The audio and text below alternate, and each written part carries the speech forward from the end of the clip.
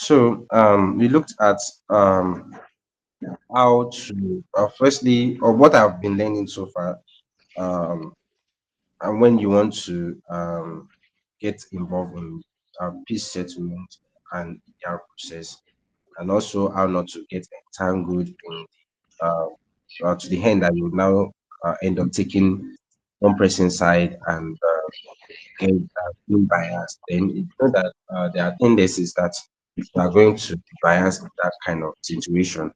It is best that you uh, try to step back in that particular situation. And also we looked at the fact that um, the different type of peace they will have uh, the different type of diet. So and in terms of lesson that when we talk about peace, is not the negative one, uh, not the one that you end up not talking. I mean, it's not the one that you people are just creating good morning and then you put their own. That's not the kind of peace we are looking at here, but the more positive one. And also we've looked at the fact that we look at the fact that we talk to when we want to do peace settlement, we talk to each parties and we kind of get exactly what they want and what exactly they want. Because uh, on the surface, it might look like, well, this person just want me to pack out of his or her building, but in the real sense of it, that is not what the person actually wants. It might be some little things that the person wants you to do. And when you do that, I mean, so there is a need for dialogue in settlement. So, yeah, and other things that thanks so much to Oh, thank you very much for sharing. And I emphatically requested someone to share because last week teaching, or let me say training, was the practical aspects of the mediation.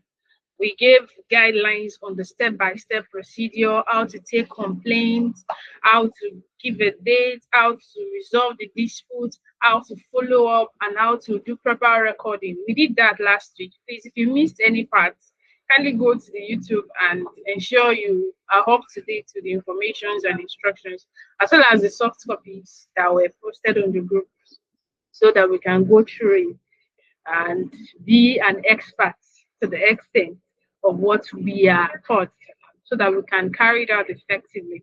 All right, so we're diving into today's topic. We're going to be looking at two topics today. I'm going to be looking at the first one is peace, education, and advocacy. Now, it's not enough to learn about peace and how to be a peaceful person and be quiet about it. So this aspect of the training is also very important. So in the advocacy, we're actually learning to build a culture of non-violence and dialogue. A culture of non-violence and dialogue. How that would help people, would advocate that people should live in peace with one another, as against just me. I'm not just going to cause trouble. So we have that responsibility to also help others to see that, to see this in the light, right? How that they also, beyond just living with people, they don't want people to touch me, but will also live in peace and encourage others to be peaceful. All right, so I've sent the learning objectives on the group. Now, true peace does not grow from courts or government alone. Now, every individual, we have our responsibility when it comes to peace building. The government have their role, organizations, the courts, they have their role, but individuals, we also have our roles. And how do we play this role? It grows from the mindsets, behaviors, and our everyday interaction with people. So peace building grows from our mindsets, our behaviors, and everyday interaction with people. Peace education helps people to understand peace. I believe from this training, we all should know that in every dispute, there is what? A cry for peace. And there is always a common ground. There is something that an underlying need that every individual really wants. So peace education helps people to understand peace, while advocacy helps us to act for peace. So we are now bringing the two together. Peace building, peace education helps us to what? To understand peace, while advocacy helps us to act for peace. Now, for Duro as an organization, peace building is not just resolving disputes. No, building for us is transforming societies, creating a culture where dialogue becomes the first response, not just the last resort. So we as an organization, and I believe everyone on this platform should share the same, how that we have a vision to transform societies, to create a culture where dialogue becomes the first response, not the last resort. Peace education is planting the seed, while advocacy is what? Watering it until it grows. So educating people about peace is not enough, but canvassing that people have a peaceful mindset, that they live in peace, that they resolve dispute, that they encourage dialogue is what will make peace to actually grow. Now, what is peace education? Peace education refers to the learning process that develop the knowledge, skill, attitude needed to prevent conflict. So there are skills that are needed to prevent conflict, and we spoke about them. We said emotional intelligence, how that you'll be able to understand, oh, what is this person really saying? You'll be able to, we said the global listening, that you'll be able to hear what the person is saying what is said. You understand the body language, and you also understand what is not said, the underlying need. So peace education refers to the learning process that develop knowledge, skill, attitude that is needed to prevent conflict, resolve disputes peacefully, and build harmonious society. So we are not just aim to resolve disputes. We are, majorly aim to build an harmonious society. So peace building or peace education integrates into formal education. We have the schools, the universities, the communities, and we'll get to that shortly. What are the goals of peace education? To promote understanding, tolerance, and cooperation, to develop conflict resolution and critical thinking skills, to encourage empathy, respect, and active citizenship. I'll call it patriotism, that would believe that, oh, peace is the way out, not violence, not war. To foster appreciation for cultural and religious diversity. In a country that we have diverse culture, we have diverse ethnicity, we have diverse religion, but when there is peace education, it will foster appreciation for cultural and religious diversity. Now, UNESCO defines peace education as the process of promoting the knowledge, skills, attitude, and values needed to bring about behavior changes that enables individuals to prevent conflict and create conditions conducive for peace. So there is a condition that peace education will help us to build or to have when it comes to resolving disputes. So by the definition of peace education, they said it's the process of promoting knowledge. Now, this knowledge, these skills, this attitude, these values, they are needed to bring about what? Behaviors, changes that enables individuals to prevent conflict. So just as the three pillars of Europe Foundation for Mediation and Social Harmony, we have dispute prevention, dispute resolution, and peaceful cohabitation. Those are the three pillars. Those are our three visions as an organization. We want to resolve disputes that have happened. We want to prevent future disputes, and we want to promote peaceful cohabitation among people, that people will live in peace among one another.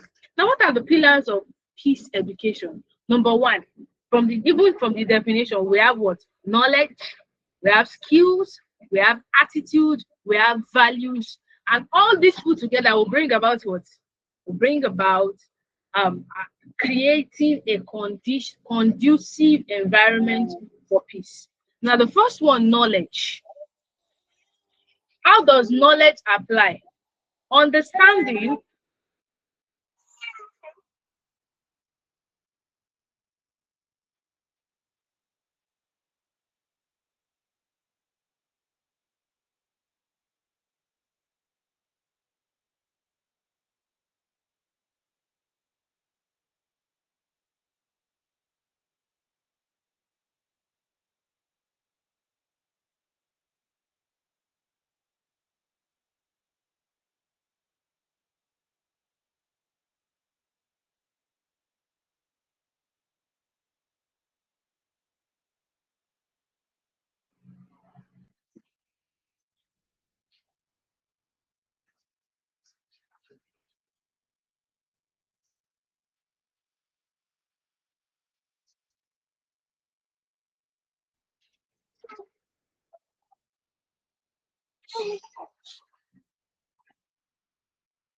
Please, can we hear me now?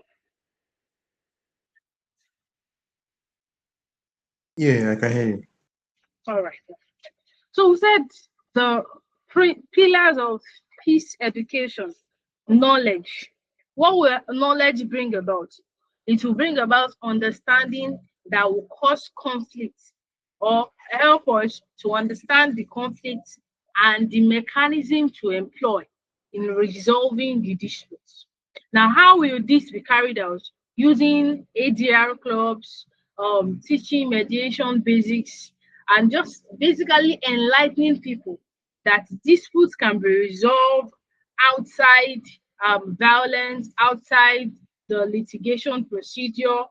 Also, the skill, we said part of the skills a good mediator or a good peace ambassador must possess is number one, communication skill, empathy, negotiation, and problem solving.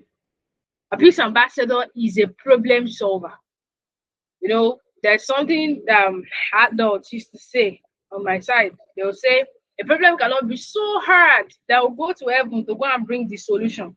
So it's a skill that I must possess as a peace ambassador, as a mediator, as a promoter of peace. How that we must be able to resolve disputes and solve problems. Now, during workshop, we promote listening and dialogue. So, as an ambassador, in resolving disputes, in promoting peace, we have to what? Ensure that we listen and we promote dialogue. Also, we'll talk about values. Respect is a value that everyone, let me say, in this part of the world values.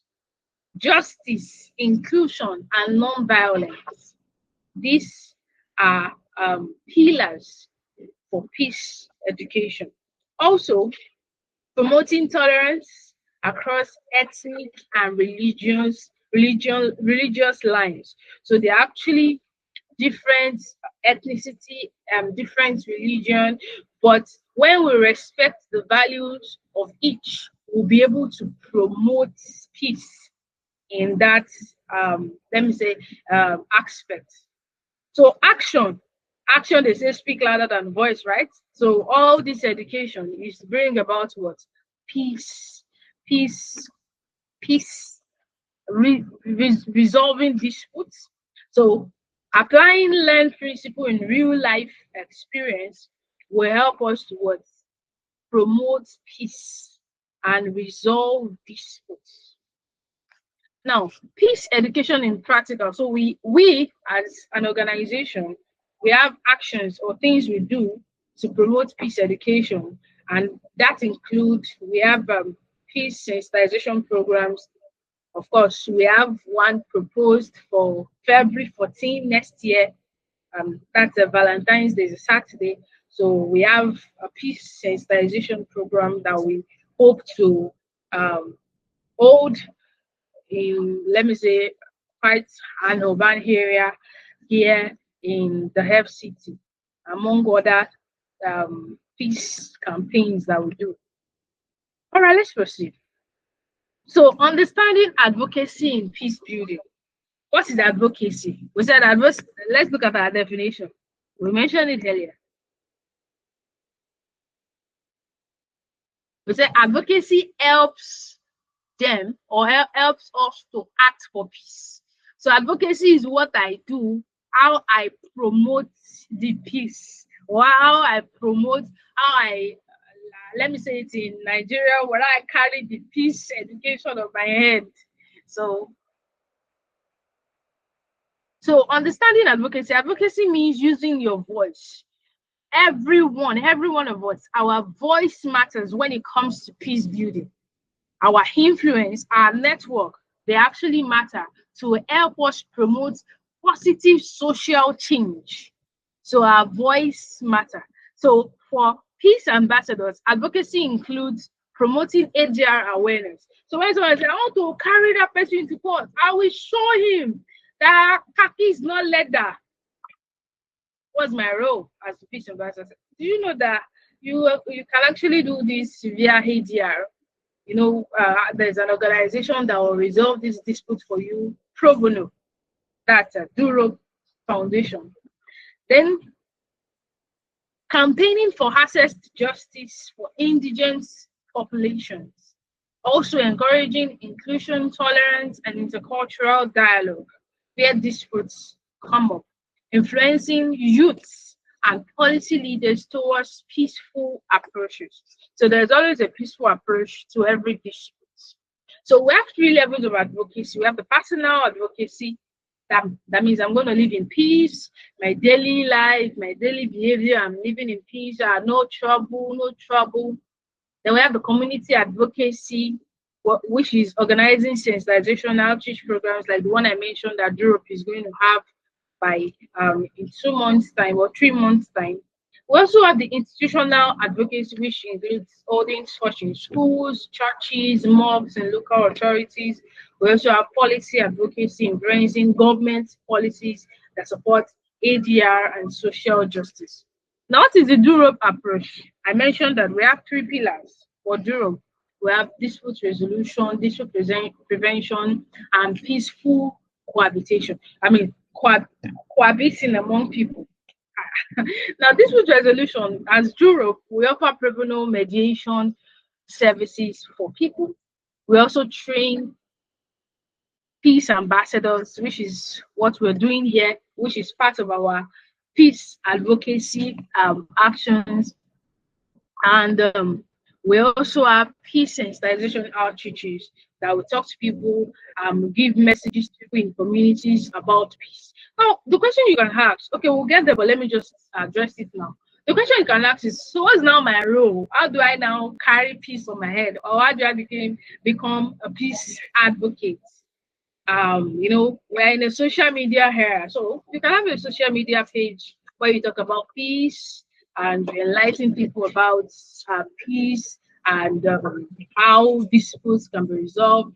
You can do that under Duro. You can have videos, you can post them on your behalf on our page, depending on to what extent you want to carry out peace advocacy. Now, peace built on common ground, which is the motto for Europe Mediation and Conciliation Locus, we believe that there is always a common ground. So that can be a ground for the advocacy because for every dispute, there is always a meeting point for the parties. So let's proceed. Let's proceed. I think I've spoken about the social media. So let's go to the last module.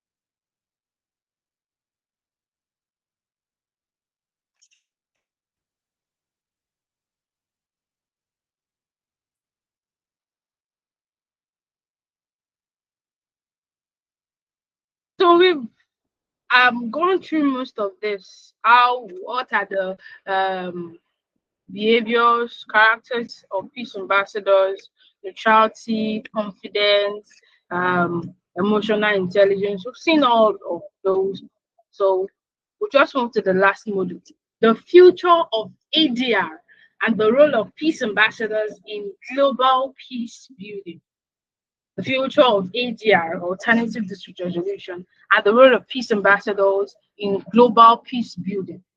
Now, the journey of peace begins with one conversation.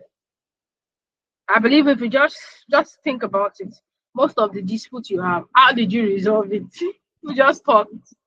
And the one that you still have now, people are not talking, nobody's hearing anyone. Everybody just stay on your own. So there is no dialogue, and that is why the dispute continues. So the journey of peace begins with one conversation, one that transforms misunderstanding into cooperation. So to achieve peace, there must be a dialogue. There must be a conversation that will transform that misunderstanding into cooperation.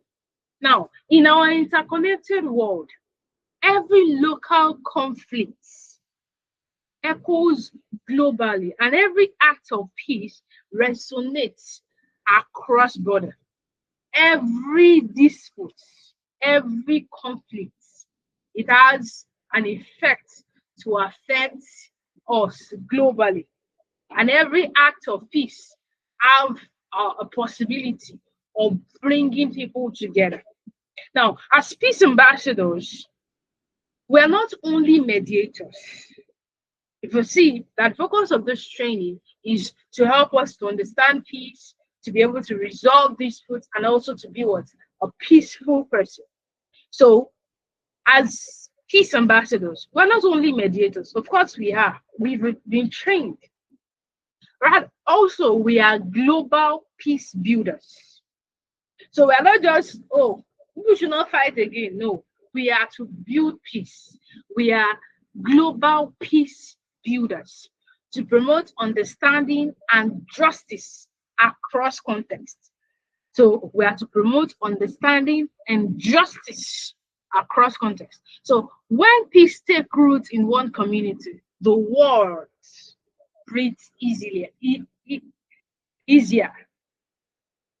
So what is the global trend in alternative dispute resolution? Alternative dispute resolution has evolved from community into a global system of conflict prevention and justice reform. So we see that a lot of justice systems across the world have considered ADR as a mechanism to resolve disputes. Now, the application of ADR now spans across corporate, political, cultural, and humanitarian domains. Now, what are the key global trends of ADR? We have number one, the digital and online dispute resolution. Remember that during COVID, there was lockdown now all over the world. We'll see that the Lagos Multi-Door Courthouse successfully adopted the online mediation for commercial and family disputes, which we now call the ODR, online dispute resolution. Number two, we have restorative justice, restorative and transformative justice, which emphasizes healing, dialogue, and relationship building over punishment. Now, I will just cite this as an example. During the COVID, a renowned Nigerian actress, she broke the rule that nobody should hold social gathering. And when the case was brought to court, what was the punishment that was given to her? She was told to sweep, to engage in social sweep a particular side of the city. I believe many of us will know the story. Now, of course, there are reasons. She just had a twin, many other reasons like that the courts saw. So that in itself is restorative justice. Is not to punish. In as much as we can say, oh, you committed an offense, but this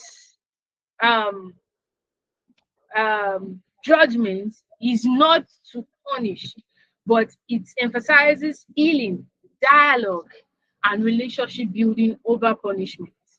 Now, number three, the mainstreaming ADR into legal system. Many African countries, including Nigeria, Kenya, and Ghana, have integrated ADR into their court procedure to reduce case backlogs and foster community harmony. I recall mentioning to us that in a conversation with a judge, he said that there are some cases that the court should not even decide on, which are family matters and are best resolved via dialogue. And this make us to see that we actually have a role to play by promoting dialogue, which is something that HDR seek to have. That is to restore relationship and help parties to resolve the disputes amicably. Number four, we have cross-cultural and interfaith dialogue. Intercultural mediation is gaining ground as a response to religious, ethnic, and identity-based tension worldwide. So having a cross-cultural or interfaith dialogue are also part of the key global trend towards alternative dispute resolution. Now, ADR and the Sustainable Development Goal.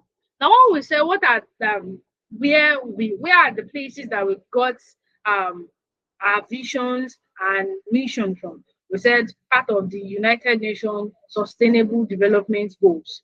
Alternative dispute resolution plays a vital role in advancing several global goals. Now, as a peace ambassadors are not just community leaders, they are agents helping the world to achieve the United Nations 2030 agenda for sustainable development. So we are actually carrying part of, and we know that United Nations as an organization promotes peace among countries.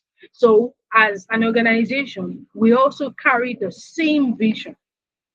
Now, Sustainable Development Goal, what are the goals we're talking about here? We're talking about quality education.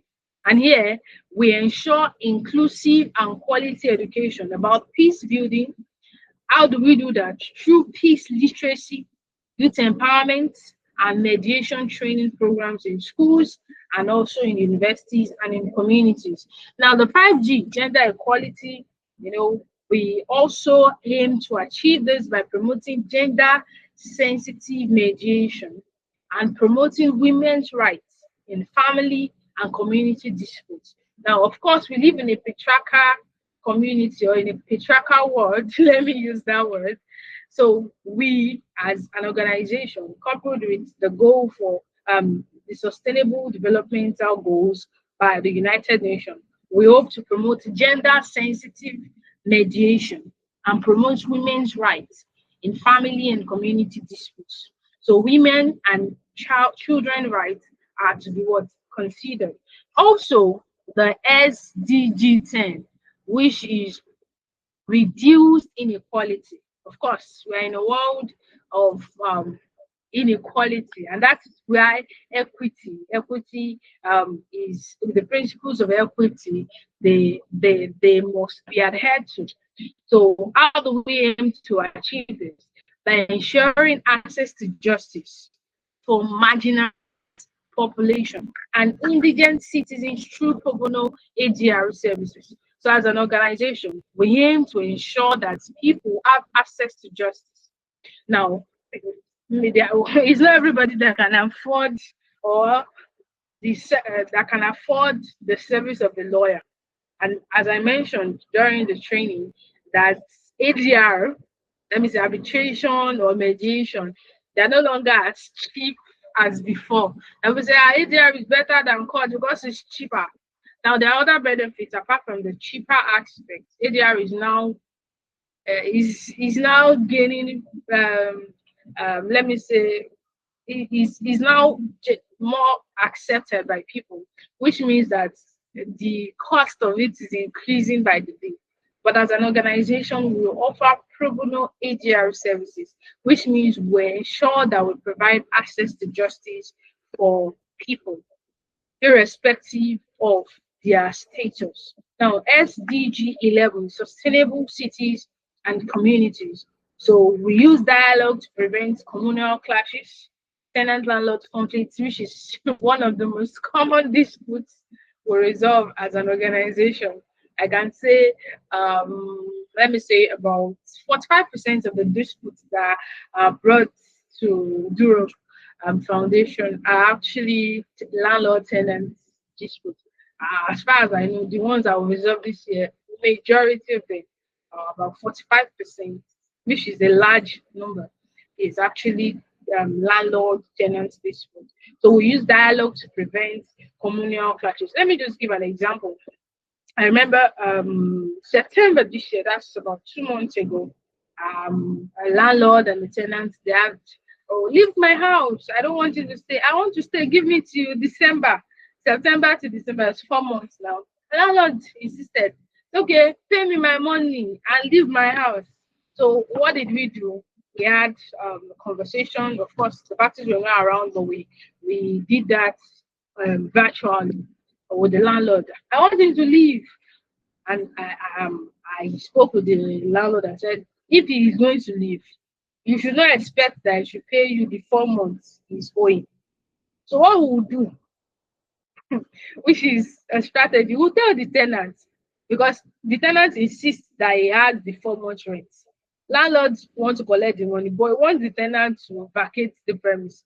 Now, if the tenant brings 4 months, you don't expect him to pack. Of course, he should, but he will see that as maybe something is paying to persuade the landlord. But the landlord does not want. So I told the landlord, this is what we'll do. We'll tell the tenants, this money that you have, go and use it to find another house. Add it to your money, find another house. When you are now settled and you have money, pay the landlord. When you pay the landlord, when you have money, you pay. And the tenant was like, but he still wants to stay. Now, that's giving him that 4 months. Now, the landlord wants to collect his money, but I told him, you can't win all. If you want him to leave, you have to at least give him that 4 months. Let's see whether that will work on him. Then the landlord, hope my story is not getting boring. Then the landlord said, okay, let's use it. So I spoke with the tenants. Oh, this is what your landlord said. So the way you just, I will help you beg the landlord. We allow you, when you are settled in your new apartment, you pay him the 4 months you are owing. And the tenant was like, okay, but I will not pay you because I have to look for house. And finding house is not that easy. No problem. Just use that money to go and find another house. Add it to the money you want to use to get house. And that was how we're able to reject the tenant. And everybody is happy.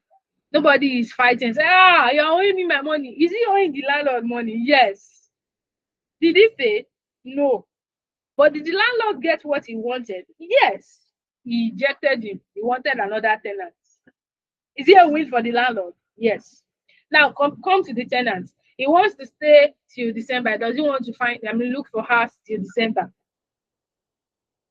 The landlord said, take this 4 months. You can use it to look for more, like add more money to it and use it to look for another house. When you have the money, you can pay me, or you should pay me.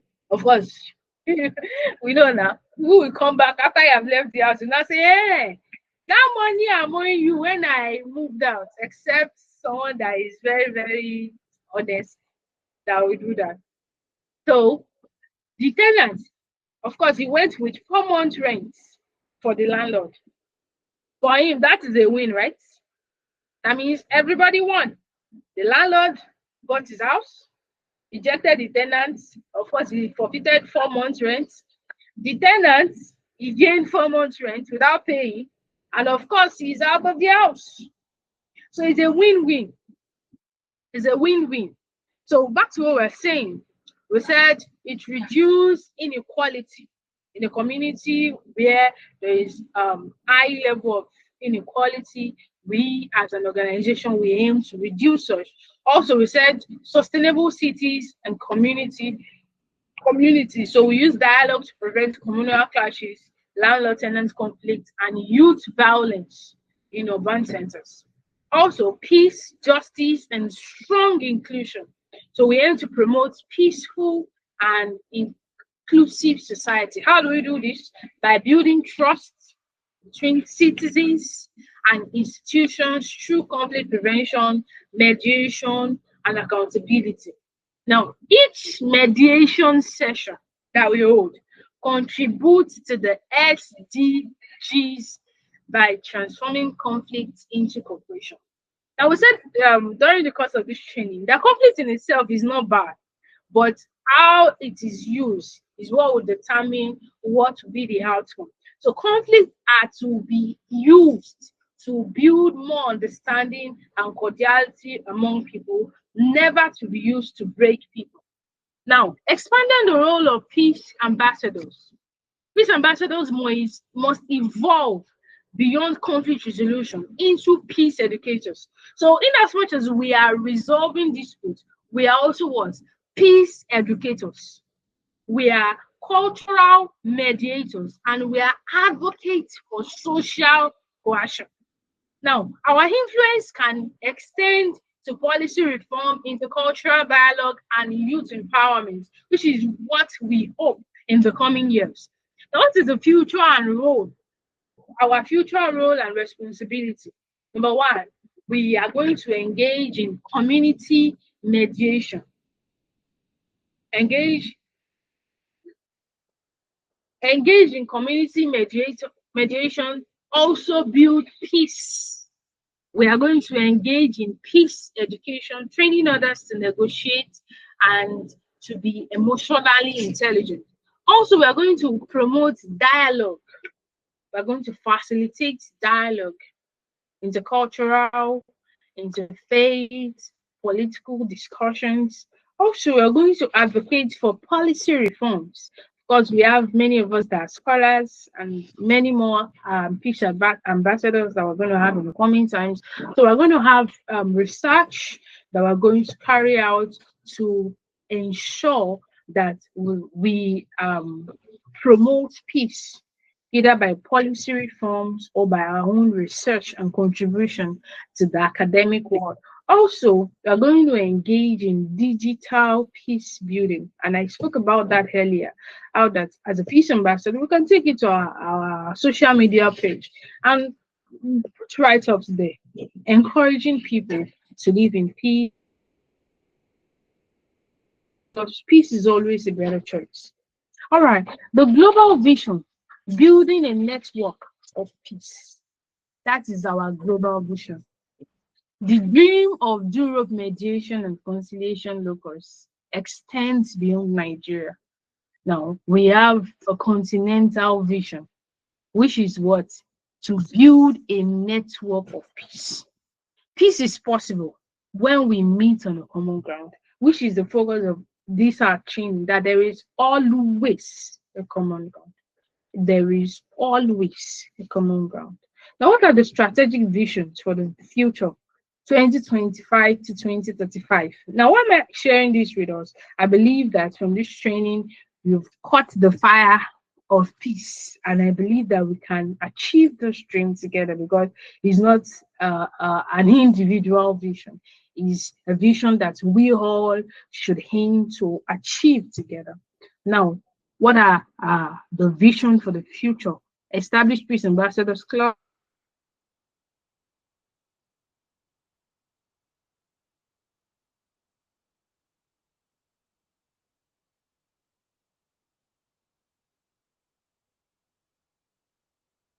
Led EGR research, which I spoke about just now, that we're going to go into research,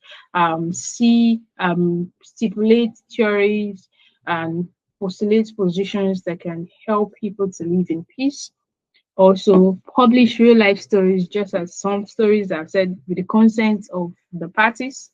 I didn't disclose any details. I just gave the story vaguely, but we're going to have people that with their consent can share their story to encourage people to live in peace with one another. Now, at this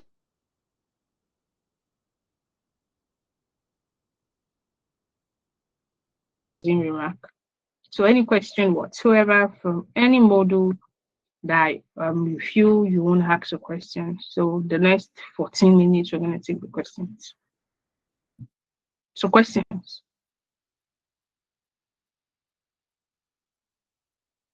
Questions.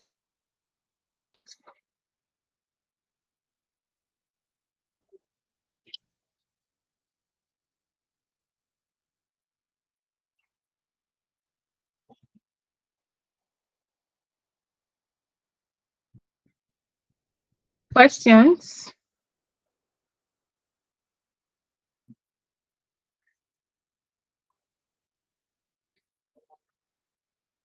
Any questions so far? I should proceed.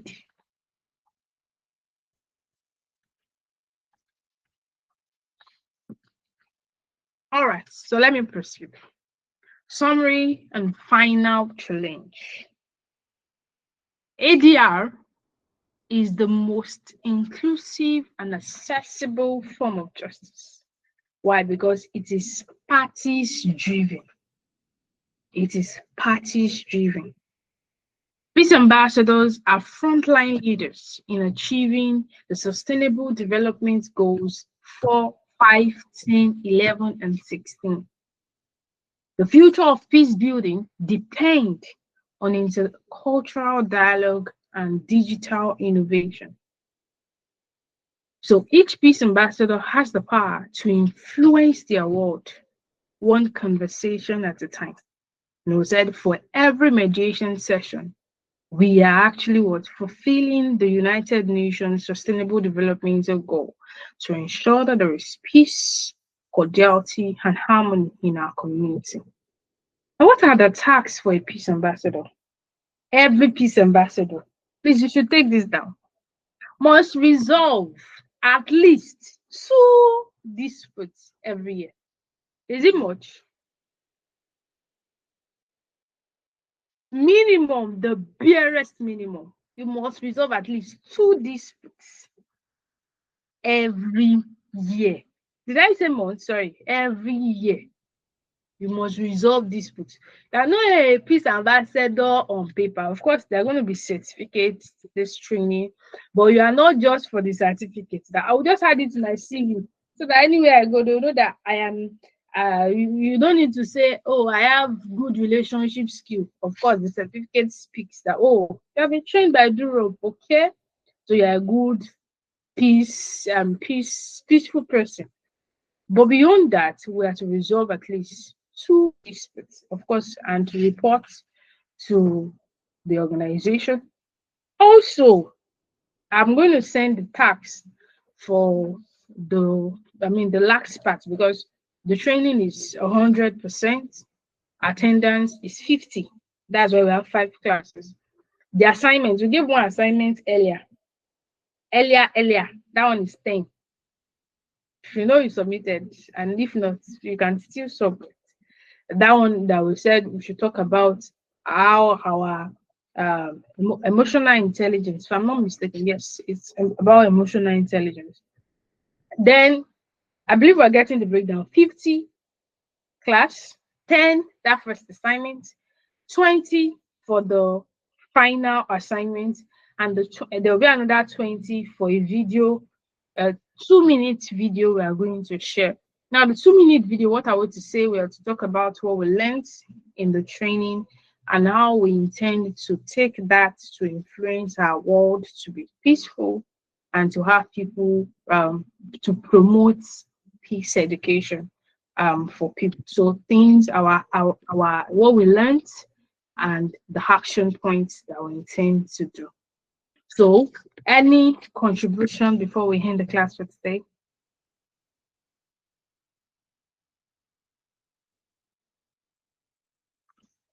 All right. So, in the absence of none, I want to especially appreciate everyone. Thank you so much.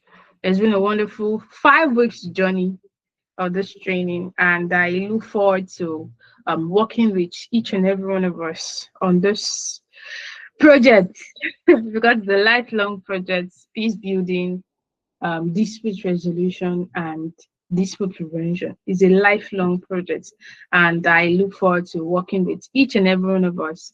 For many of us that have volunteered to bring our skills to the table, you're all welcome, and we hope to achieve this together. Trust that we have strength on our side. You know, we are young now, we are youth, so we have strength on our side to carry it out and to impart our generation with peace, to build a better nation and also a better continent, irrespective of the things that happen within and around. We trust that we would be able to build peace and contribute our quota to our world, and have people live in peace, cordiality, and in love among one another. So thank you so much. I am so, so grateful. So I will send the assignment to the group so that we can submit, and also the slides and the link to the video. So have a wonderful evening. Have a peaceful peaceful resolution and peaceful promoting peace in our own way. Thank you so much. Bye everyone. Bye. Thank you, ma'am.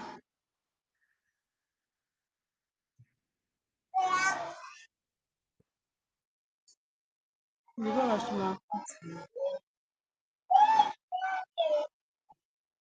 ma'am.